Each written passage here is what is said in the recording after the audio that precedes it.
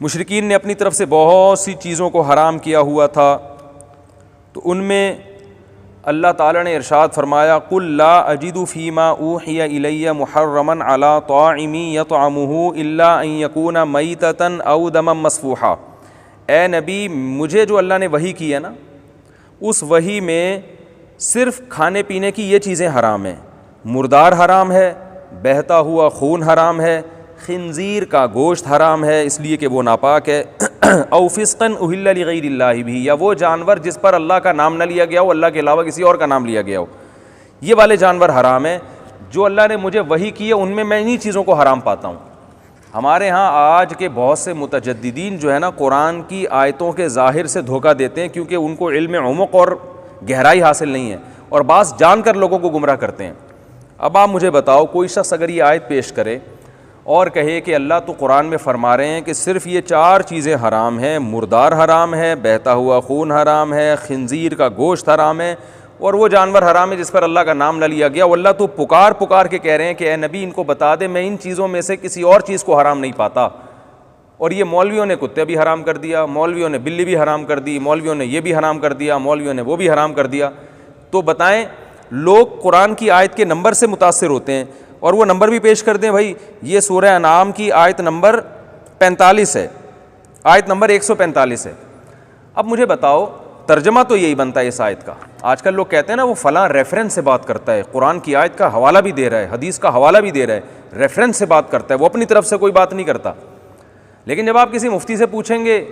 وہ کہیں گے نہیں بھائی، کتا بھی حرام ہے، بلی بھی حرام ہے، سود کھانا بھی حرام ہے، اور بہت ساری چیزیں حرام ہیں۔ تو اب کوئی پروفیسر اٹھ کے یہ تقریر شروع کر دے کہ اللہ تو قرآن میں فرما رہے ہیں کہ اے نبی ان سے کہہ دیجئے کہ میں ان چیزوں کے علاوہ کسی اور کو حرام نہیں پاتا، اور قرآن کی آیت کا مطلب بظاہر یہی بنتا ہے، تو آپ اس کی بات سے متاثر ہو کر علماء پہ طنز شروع کر دیں اور علماء پہ اعتراض شروع کر دیں، تو یہ کوئی عقل مندی کا کام ہوگا؟ ہمارے ہاں اکثر پروفیسر لوگ یہ آیت کیوں پیش نہیں کرتے؟ کیونکہ اس سے تو یہ ثابت ہوگا کہ کتا بھی حلال ہے، بلی بھی حلال ہے، وہ اتنی جرت نہیں کرتے۔ بالکل اسی طرح کی ایک خیانت جناب پروفیسر غامدی صاحب نے کی ہے۔ مجھے افسوس کے ساتھ کہنا پڑتا ہے، میرا دل نہیں چاہتا میں ایسے اختلافی باتیں یہاں بیٹھ کے کروں، لیکن کچھ باتیں اجماعی ہیں، اور قرآن کی تفاسیر بیان کر کے ائمہ محدثین سے، مجتہدین سے اعتماد لوگوں کا ختم کیا جا رہا ہے۔ لوگ سمجھ رہے ہیں کہ آج 15ویں صدی میں لوگ قرآن کو سمجھ رہے ہیں، اور یہ جو ابو حنیفہ، مالک، شافعی، احمد بن حنبل، ان جیسے بڑے بڑے مجتہدین اور محدثین پیدا ہوئے ہیں، ان کو تو آتا ہی نہیں تھا۔ اسی طرح کی آیت جناب غامدی صاحب نے پیش کی ہے جو اسی صورت میں ہے۔ اس کے الفاظ کیا ہیں؟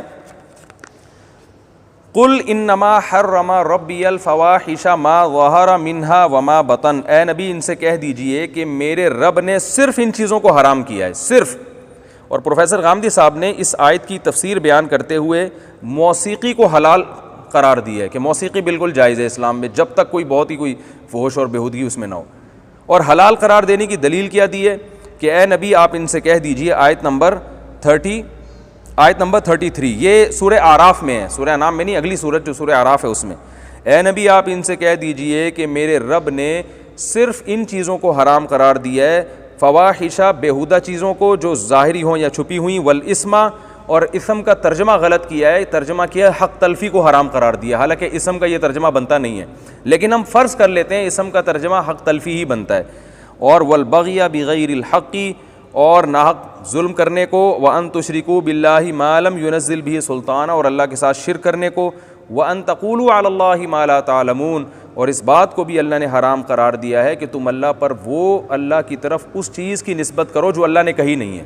یعنی اپنی طرف سے چیزوں کو حلال یا حرام قرار دو، اس کو بھی اللہ نے حرام قرار دیا ہے۔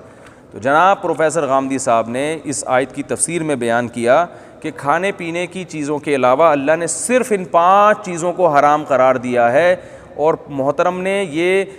پھر لوگوں کو تاکید کی ہے کہ قرآن کی آیت اپنی میز پہ سامنے رکھ لیں تاکہ حلال و حرام کی بحث ہمیشہ کے لیے ختم ہو جائے، اور پتہ چل جائے بس یہی 5 چیزیں حرام ہیں، تو اس میں تو موسیقی کا کہیں تذکرہ نہیں آ رہا، لہذا وہ بھی حلال ہو گئی۔ تو 2 خیانتیں کی ہیں جناب غامدی صاحب نے۔ دیکھیں علمی اختلاف جو ہوتا ہے نا، وہ یہ ہوتا ہے کہ ہمیں یہ اندازہ ہو کہ یہ شخص یا یہ عالم دین ایک آیت کی اپنے لحاظ سے تفسیر کی کوشش کر رہے ہیں، جتنی اللہ نے ان کو فہم دی اس حساب سے انہوں نے تفسیر کی ہے، تو ہماری رائے میں وہ تفسیر نہیں بنتی. تو یہاں انسان کو اختلاف رائے کا حق حاصل ہے کہ بھائی میری رائے یہ ہے، آپ جس رائے کو چاہے فالو کریں. لیکن اگر یہ اندازہ ہو کہ یہاں خیانت سے کام لیا جا رہا ہے، یہاں تفسیر کے نام پہ لوگوں کو دھوکہ دیا جا رہا ہے، تو پھر یہ علماء کا فرض بنتا ہے وہ لوگوں کو بتائیں کہ بھئی یہ تفسیر نہیں ہے، یہ دین کی تحریف ہے. قرآن مجید کی یہ جو آیت ہے نا جس میں اللہ نے فرمایا اے نبی ان سے کہہ دیجئے کہ صرف یہ 5 چیزیں حرام ہیں، یہ بالکل ایسے ہی ہے جیسے میں نے سورہ انعام کی ابھی آیتیں پڑھی کہ اے نبی ان کو بتا دیجئے کہ میرے پاس جو چیزیں نازل ہوئی ہیں، مجھے جو وحی ملی ہے، ان میں صرف یہ 4 چیزیں کھانے پینے کی حرام ہیں. تو جیسے ان 4 چیزوں کا مطلب صرف 4 چیزیں نہیں ہیں، ایسے ہی یاد رکھیے ان 5 چیزوں کا مطلب صرف 5 چیزیں نہیں ہیں. جو اس آیت کی تفسیر ہے وہی اس کی بھی تفسیر ہے. ورنہ اس آیت کی روشنی میں جس میں اللہ نے فرمایا کہ صرف 4 چیزیں حرام ہیں، تو غامدی صاحب کو یہ فتویٰ دینا چاہیے کہ پھر کتا بلی بھی حلال ہونا چاہیے، کیونکہ اللہ تو کھانے پینے کی صرف 4 چیزوں کو حرام قرار دے رہے ہیں. تو آپ کتے اور بلی کو کس بیس پہ حرام قرار دیتے ہیں؟ جس بیس پہ آپ کتا اور بلی کو حرام قرار دیتے ہیں اسی بیس پہ آپ کو سورہ اعراف کی ان آیتوں میں 5 چیزوں کے علاوہ بھی بہت سی چیزوں کو حرام قرار دینا پڑے گا. تو میں اب بتاتا ہوں پچھلی آیت کی کیا تفسیر ہے جس میں آتا ہے کہ صرف 4 چیزیں حرام ہیں، وہی تفسیر اس آیت کی بھی ہے جس میں آتا ہے صرف 5 چیزیں حرام ہیں. پچھلی آیت میں مشرکین مکہ کو خطاب ہے. بہت ساری چیزیں مشرکین مکہ حرام سمجھتے تھے، جیسے کتا بلی اور بہت ساری چیزوں کو، لیکن بہت سی چیزیں انہوں نے اپنے اوپر خود سے بھی حرام کر دی تھیں. تو قرآن نے ان کو یہ بتایا کہ جن چیزوں کو تم حرام سمجھتے ہو اور جن چیزوں کو تم نے اپنی طرف سے حرام کر لیا ہے ان میں صرف یہ 4 چیزیں حرام ہیں، اس کے علاوہ چیزیں حلال ہیں. باقی جن چیزوں کو تم پہلے سے حرام سمجھتے آ رہے ہو ان کو تو ہم بھی حرام سمجھتے ہیں. یہ والی چیزیں ایسی ہیں کہ جن کو تم حلال سمجھتے ہو حالانکہ وہ کیا ہیں؟ وہ حرام ہیں. تو اس کو کہتے ہیں حصر اضافی. میں اس کی ایک مثال دیتا ہوں. جیسے کوئی پیشنٹ کسی ڈاکٹر کے پاس آئے اور ڈاکٹر سے پیشنٹ یہ کہے کہ ڈاکٹر صاحب مجھے جو بیماری ہے اس میں نے ٹھنڈے پانی سے بھی پرہیز کیا ہوا ہے، اور میں نے چاول سے بھی پرہیز کیا ہوا ہے، اور میں کھٹائی سے بھی پرہیز کرتا ہوں، میں کولڈ ڈرنک سے بھی پرہیز کرتا ہوں، میں میٹھا کھانے سے بھی پرہیز کرتا ہوں، اور میں زیادہ مرچوں سے بھی پرہیز کرتا ہوں. بہت ساری چیزوں کا نام وہ گنوانا شروع کر دے. تو ڈاکٹر جواب میں یہ کہے گا بھائی آپ کی جو میں نے بیماری تشخیص کی ہے نا ان میں آپ کو صرف ان 4 چیزوں سے پرہیز کر لینا کافی ہے، چاول سے، ٹھنڈے پانی سے، اور کولڈ ڈرنک سے، اور جو ہے بہت تیز جو ہے نا کھٹائی سے. بس یہ 4 چیزیں ہیں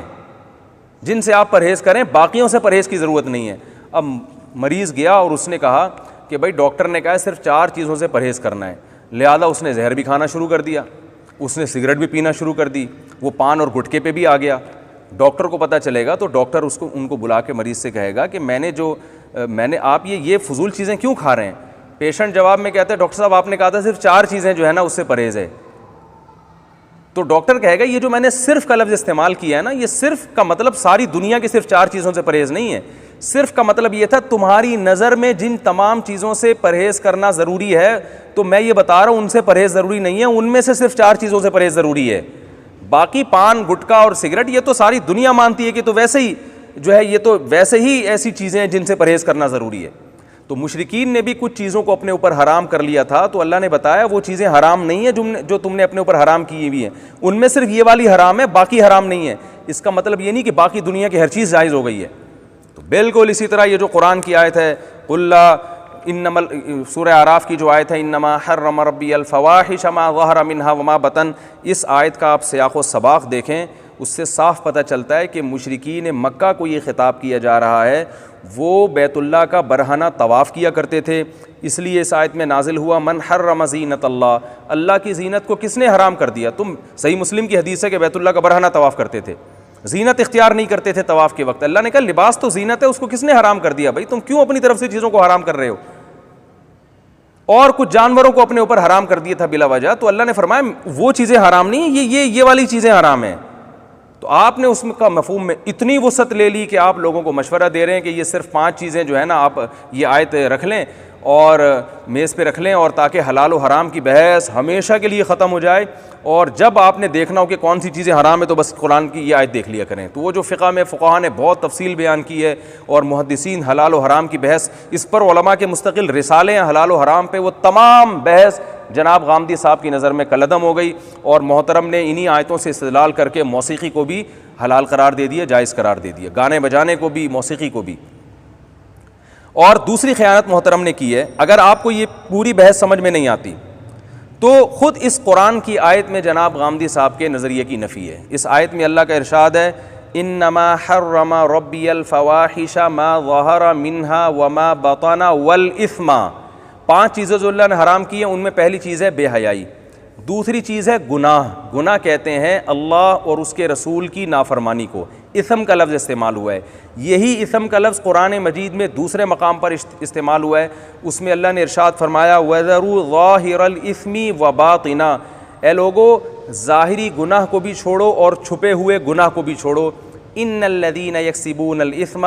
جو لوگ گناہ کماتے ہیں، سیجزون بما کانوا یقترفون، تو جو کچھ وہ کر رہے ہیں اس کا بدلہ ان کو عنقریب دیا جائے گا۔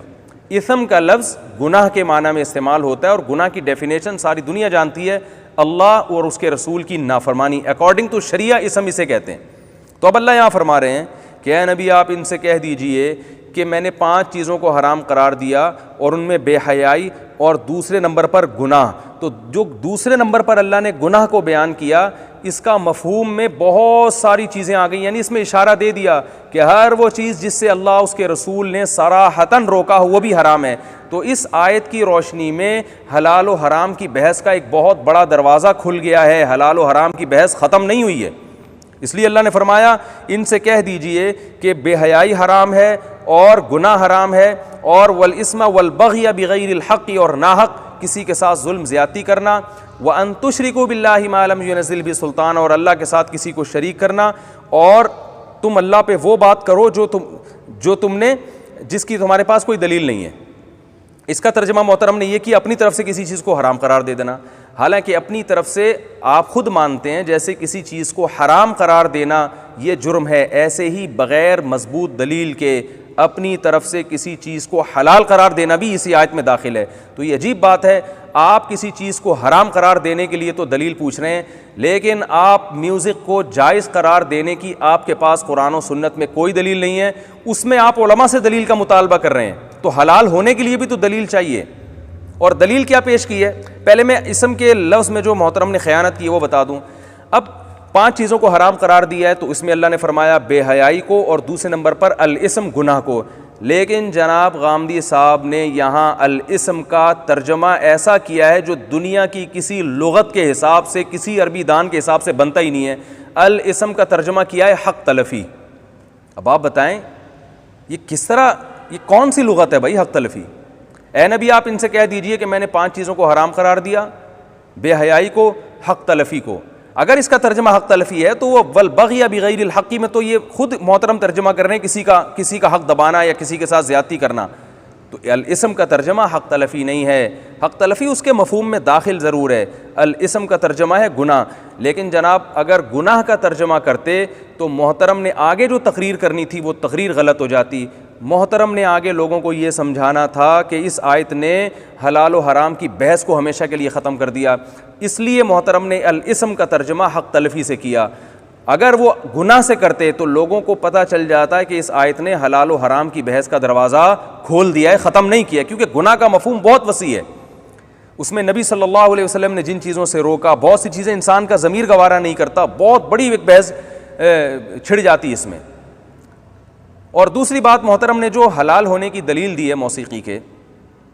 دلیل میں قرآن کی آیت اس سے پہلے والی آیت پیش کی ہے، قل من حرم زینۃ اللہ التی اخرج لعبادہ، اے نبی کون ہے جس نے اللہ کی نازل کردہ زینت کو حرام قرار دیا؟ تو محترم نے فرمایا جیسے لباس کی ایک زینت ہوتی ہے، ایسے ہی گانا بجانا جو ہے وہ گلے کی زینت ہے، اور موسیقی جو ہے وہ آواز کی زینت ہے، جیسے کہ ہم گٹار وٹار بجاتے ہیں اور موسیقی ہے وہ آواز کی زینت ہے۔ تو مجھے ایک بات بتائیے اس آیت کے نازل ہونے کے بعد ہمیں ملتا ہے صحابہ کرام بہترین لباس بھی پہنا کرتے تھے. ہمیں حدیث میں ملتا ہے کسی صحابی کے لباس پر کسی نے اعتراض کیا تو ان صحابی نے اس آیت کی اسے دلیل کے طور پہ پیش کیا کہ بتاؤ کس نے جو ہے نا زینت کو حرام قرار دیا. تو اچھی خوراکیں بھی کھائی ہیں صحابہ کرام نے اس آیت کی روشنی میں. لیکن کوئی ایک گلوکار صحابی کا نام بتا دیں جنہوں نے اس آیت سے استدلال کر کے وہ گلوکار بنے ہوں, یا کسی ایک موسیقار صحابی کا نام بتا دیں جنہوں نے زینت میں آواز کی جو گانے بجانے والی خوبصورتی ہے اس کو زینت کے مفہوم میں داخل کر کے گانے بجانے کو بطور پیشہ کے اختیار کیا ہو, یا باقاعدہ کوئی اس دور کے مشہور سنگر کا نام بتا دیں. یہ کیسی قرآن کی آیت ہے جس پہ جو سب سے پہلے صحابہ ہی کی سمجھ میں نہیں آئی. کوئی ایک صحابی کا نام بتائیں جو اپنے دور کے مشہور گلوکار تھے, کسی ایک صحابی کا نام بتائیں جو اپنے دور کے مشہور جو ہے نا موسیقار تھے, جو میوزک کے بڑے ماہر سمجھے جاتے تھے. موضوع من گھڑت روایتیں تو مل جائیں گی آپ کو, ایک بھی مستند روایت موجود نہیں ہے. تو آپ کیسی قرآن کی آیت کی تفسیر کر رہے ہیں؟ تو اس کا مطلب ہے آپ نے کسی چیز کو حلال بھی اللہ کی پرمیشن کے بغیر قرار دیا ہے جس کی آپ کے پاس کوئی دلیل نہیں ہے. اور جو احادیث پیش کی جاتی ہیں موسیقی کے جواز کے لیے, ان احادیث سے موسیقی کا جواز ثابت نہیں ہوتا. ہم دیکھتے ہیں کہ رسول محترم نے احادیث پیش کی ہیں, صحیح بخاری کی حدیث پیش کی ہے کہ جس میں آتا ہے کہ حضرت ابو بکر جب گھر میں داخل ہوتے ہیں تو کچھ بچیاں ہیں جو گیت گا رہی تھیں اور ڈھول بجا رہی تھیں. آپ صلی اللہ علیہ وسلم نے ان کو اجازت دی, حضرت ابو بکر ناراض ہوئے تو آپ نے اجازت دی ان کو. اسی طرح کچھ روایتیں ایسی ہیں جن سے پتہ چلتا ہے کہ نبی صلی اللہ علیہ وسلم کے دنیا میں جانے کے بعد صحابہ کرام بیٹھے ہوئے تھے تو ایک صحابی آئے, انہوں نے دیکھا کہ بچیاں جو ہیں وہ گیت گا رہی ہیں اور ڈھول بجا رہی ہیں, اور ان پر اعتراض کیا گیا کہ آپ تو بدری صحابی ہیں. تو انہوں نے فرمایا اس موقع پر اللہ کے رسول صلی اللہ علیہ وسلم نے ہمیں اس کی اجازت دی ہے. تو ان روایتوں سے اور ان جیسی ملتی جلتی روایتیں جن سے یہ استدلال کیا جاتا ہے کہ اس دور میں بھی گانا بجایا جاتا تھا, گانا گایا جاتا تھا اور بچیاں گاتی تھیں اور ڈھول بھی بجاتی تھیں. ڈھول ظاہر ہے موسیقی کا آلہ ہے. اس کا جواب یہ ہے کہ دف, اور نبی صلی اللہ علیہ وسلم کے دور میں جس دف کی آپ نے اجازت دی وہ ایک طرفہ ہوا کرتا تھا, اس کے دونوں جانب ڈھول نہیں, اور وہ بھی جھالر کے بغیر. اس ڈھول میں بہت بڑا مقصد اعلان بھی ہوتا تھا. تو اس دف کی بہت سے فقہا اجازت دیتے ہیں شادی بیاہ کے موقع پر, اور بعض حضرات نے جنگ کے موقع پر لوگوں کو جوش دلانے کے لیے بھی دف کی اجازت دی ہے. اس دف کو آج کے موسیقی کے آلات پر قیاس کرنا کسی طرح بھی درست نہیں ہے. اور وہ دف بھی جاریہ کا لفظ عموماً احادیث میں آیا ہے, اور اہل لغت سے آپ ڈکشنری اٹھا کے دیکھیں عربی, جاریہ کا لفظ جب عام طور پہ بولا جاتا ہے تو نابالغ بچیوں پہ اس کا اطلاق ہوتا ہے. تو تمام علماء, جمہور علماء, حافظ ابن حجر رحمۃ اللہ علیہ جیسے اور بہت سے محدثین اور فقہا جو اس آیت کی, اس حدیث کی تشریح بیان کرتے ہیں, وہ کہتے ہیں کہ چھوٹی بچیاں جو شرعی احکام کی مکلف نہیں ہیں ان کو شادی بیاہ کے موقع پر ایسے سادہ گیت گانے کی شریعت نے اجازت دی ہے جن میں کوئی بے حیائی والا مضمون نہ ہو اور یک طرفہ ڈھول ہو, اس کی بھی گنجائش دی گئی ہے. بہت سے علماء نے منع اس لیے کیا کہ لوگ ان گنجائشوں میں حدود سے تجاوز کرتے ہیں, اور وہ تجاوز کی وجہ سے لوگ یہاں رکتے نہیں ہیں. جب اس کی اجازت ہوگی تو وہی کچھ ہوگا جو آج طوفان بدتمیزی ہے. اس لیے بہت سے علماء نے اس کی اجازت نہیں دی. اس دور میں اس کو بھی ناجائز قرار دیا ہے کہ لوگوں کی بریکیں پھیلیں. لیکن اگر آپ بہت زیادہ گنجائش نکالتے ہیں تو یہاں تک شادی بیاہ اور جنگ وغیرہ کے موقع پر اتنی گنجائش نکلتی ہے, وہ بھی جب آپ بہت کھینچ تان کے نکالنا چاہیں. لیکن یہ اس گنجائش کو بھی اس حدیث کی طرف یقینی طور پر منسوب کرنا اس لیے درست نہیں ہے کہ ان احادیث میں تغنی کا لفظ استعمال ہوا ہے, اور تغنی کا جو لفظ ہے وہ گانے بجانے پر یقینی طور پر استعمال نہیں ہوتا, بلکہ تغنی کا جو لفظ ہے لغت کی کتابوں میں یہ بات لکھی ہوئی ہے. آپ خود چیک کر سکتے ہیں, خود لغت کی ڈکشنری کتابیں دیکھ سکتے ہیں, آپ ڈکشنری اٹھا کے دیکھ سکتے ہیں. عربی میں تغنی کا جو لفظ ہے وہ ترنم کے ساتھ شاعری پر اس کا اطلاق ہوتا ہے بہت کثرت کے ساتھ. یعنی اگر شاعری کے ساتھ آپ ترنم کے ساتھ آپ شاعری پڑھتے ہیں, شاعری کرتے ہیں, تو اس کو بھی تغنی کہا جاتا ہے. بلکہ ہر خوبصورت آواز کے ساتھ جو بھی چیز پڑھی جائے گی اس کو شاعری کہا جاتا ہے. تو اس سے یقینی طور پر گانے مراد لینا بھی کوئی یقینی چیز نہیں ہے. اگر ہوتا تو صحابہ کرام میں گلوکار گزرتے, کوئی بالغ صحابی دکھائیں جنہوں نے گانے گائے ہوں. صحیح حدیث ہے, نبی صلی اللہ علیہ وسلم نے ارشاد فرمایا من لم یتغن بالقرآن فلیس منا, جو قرآن کے ساتھ تغنی نہیں کرتا وہ ہم میں سے نہیں ہے. یہاں بھی وہی تغنی کا لفظ استعمال ہوا ہے جو صحیح بخاری میں استعمال ہوا ہے بچیوں کے بارے میں. اب آپ مجھے بتاؤ, یہاں کوئی ترجمہ کرے کہ حدیث میں آتا ہے جو قرآن کے ساتھ تغنی نہیں کرتا وہ ہم میں سے نہیں ہے, اور یہاں کوئی ترجمہ کرے کہ جو گانا گا کے قرآن نہیں پڑھتا وہ ہم میں سے نہیں ہے، تو کوئی تک بنے گا اس کا؟ تو جیسے یہاں پر حدیث کا مطلب ہے کہ قرآن کے ساتھ تغنی کا مطلب قرآن کو خوبصورت انداز سے نہیں پڑھتا، اچھی آواز کے ساتھ نہیں پڑھتا، تو صاف پتہ چلتا ہے کہ تغنی کا معنی ہمیشہ گانا بجانا نہیں آتا، تغنی خوبصورت لے کے ساتھ کسی چیز کے پڑھنے کو بھی کہا جاتا ہے۔ تو عین ممکن ہے وہ صحابیہ جو بچیاں تھیں وہ خوبصورت لے کے ساتھ سر میں اشعار پڑھ رہی ہوں۔ حضرت ابو بکر رضی اللہ تعالیٰ عنہ کو اس ڈھول کے ساتھ سر میں اشعار پڑھنے کا عمل نبی صلی اللہ علیہ وسلم کی موجودگی میں آپ کی عزت اور وقار کے خلاف لگا، اور صحابہ کی موجودگی میں یہ پڑھنا صحابہ کے وقار کے خلاف لگا، اس لیے ان پر اعتراض کیا گیا۔ تو انہوں نے بتایا کہ اس موقع پر، شادی بیاہ کے موقع پر اتنی گنجائش ہے اور اس میں کوئی حرج نہیں ہے، یہ بات نبی صلی اللہ علیہ وسلم سے ثابت ہے۔ تو ہم بھی یہ کہتے ہیں اگر جنگ کے موقع پہ اور جنگ کے لیے ابھارنے کے لیے، نہیں اپنے ملک کے دفاع کے لیے، یا شادی بیاہ کے موقع پر اگر ترنم کے ساتھ کچھ اشعار ہو جائیں تو اس کی گنجائش کے جائز ہے شریعت میں بالکل۔ یہ اس سے گانے بجانے پہ گانے کا لفظ استعمال کرنا کہ گانا جائز ہو گیا یا موسیقی کے آلات جائز ہو گئے، یہ انصاف نہیں ہے۔ آپ یک طرفہ دلائل لے رہے ہیں، کیونکہ اگر یہ جائز ہوتا تو ایک بانسری کا ثبوت بھی ہمیں کسی صحابی سے نہیں ملتا، بلکہ ابو داؤد کی حدیث ہے۔ اگرچہ امام ابو داؤد نے اس حدیث کو منکر قرار دیا، مگر دوسرے محدثین نے رد کیا کہ اس کے حدیث کے منکر ہونے کی ہمارے پاس کوئی دلیل نہیں ہے۔ وہ حدیث امام ابو داؤد سنن نبی داؤد میں پیش کرتے ہیں کہ عبداللہ بن عمر گزر رہے تھے، انہوں نے دیکھا ایک بانسری والا بانسری بجا رہا ہے، تو آپ نے اپنے کانوں میں انگلیاں ڈال دیں اور آپ نے اپنے خادم سے کہا جب تک یہ بانسری کی آواز ختم نہ ہو جائے مجھے بتا دینا، جب بانسری کی آواز ختم ہو تو کانوں سے انگلیاں نکالی۔ انہوں نے فرمایا کہ رسول اللہ صلی اللہ علیہ وسلم نے بھی یہی عمل کیا ہے۔ ٹھیک ہے، اس حدیث کی سند پہ کلام ہے، لیکن بہت سے محدثین نے اس کو،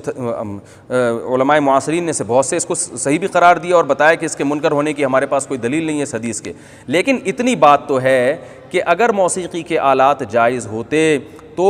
کسی ایک صحابی سے کوئی بانسری کا ثبوت تو ہوتا، کوئی گٹار تو ہوتا، جبکہ اس وقت مشرکین مکہ کے پاس موسیقی کے آلات ہوا کرتے تھے۔ تو اور صحیح بخاری کی حدیث ہے، آپ صلی اللہ علیہ وسلم نے ارشاد فرمایا میری امت میں ایسے لوگ پیدا ہوں گے جو زنا کو حلال کر دیں گے، حریر ریشم کو حلال کر دیں گے، اور المعازف، بخاری کے الفاظ ہیں کہ معازف کہتے ہیں گانے بجانے کے آلات، ایسے میری امت میں ایسے لوگ پیدا ہونے والے ہیں جو گانے بجانے کے آلات کو حلال قرار دے دیں گے۔ شاید یہ وہی زمانہ ہے۔ قیامت کی علامات میں سے آپ صلی اللہ علیہ وسلم نے بتایا، اس حدیث میں بھی بہت کھینچا تانی کر کے تعویل کی ہے۔ تو آپ جب تمام قسم کے دلائل کو سامنے رکھ کے فیصلہ کرتے ہیں تو وہ نتیجہ وہی نکلے گا جو جمہور فقہا اور جمہور محدثین کا ہے۔ میں اکثر لوگوں سے کہتا ہوں آج لوگ قوالی پہ بڑا زور لگاتے ہیں، نبی کی محبت میں قوالیاں پڑھتے ہیں، تو آپ بتاؤ نا نبی صلی اللہ علیہ وسلم کے دور کے کسی مشہور قوال کا نام تو بتائیں آپ۔ کوئی نبی صلی اللہ علیہ وسلم کے دور میں کوئی قوالی کی محفل سجائی گئی ہو اور اس طرح سے دھنے جا رہے ہیں، اور جو ہے نا وہ ایک جیسے قوالوں کی حالت ہوتی ہے اور ایسے ڈھول ڈھمکوں کے ساتھ اس طرح سے نعتیہ کلام پڑھا جا رہا ہو، کوئی ایک تو روایت پیش کریں آپ، کوئی مستند روایت نہیں ہے۔ یہ اس کی علامت ہے کہ یہ بعد والے لوگوں نے اس کو پروموٹ کیا۔ ٹھیک ہے، کچھ حضرات ایسے ملتے ہیں ہمیں ماضی میں جو موسیقی کے جواز کے قائل تھے، ان میں بعض بڑے حضرات بھی ہیں، لیکن ہیں جن کا علم میں عمق ہے، گہرائی ہے، ان تمام علماء نے ان علماء کی بات کو مسترد کیا ہے دلائل کی روشنی میں، یہ دلائل جو میں نے آپ کے سامنے پیش کیے ہیں۔ تو اس لیے جو قرآن مجید کی آیت ہے انما حرم ربی الفواحش ما ظہر منہا وما بطن والاثم والبغی، کہ اے نبی آپ ان سے کہہ دیجئے کہ بے حیائی کو اور حق تلفی کو، تو اسم کا ترجمہ حق تلفی نہیں ہے، اسم کا ترجمہ گناہ ہے۔ تو اس آیت سے موسیقی کے جواز پہ استدلال کرنا کسی بھی طرح سے درست نہیں ہے۔ اللہ تعالی ہمیں سمجھنے کی اور عمل کرنے کی توفیق عطا فرمائے۔